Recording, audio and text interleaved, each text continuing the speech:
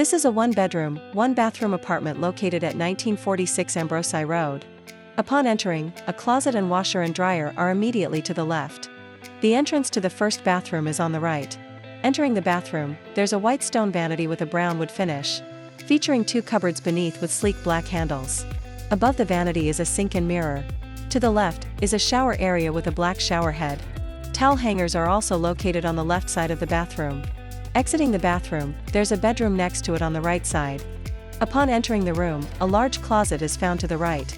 And across from the closet doors there's a window to the living room. Moving forward, the open concept kitchen and living area come into view.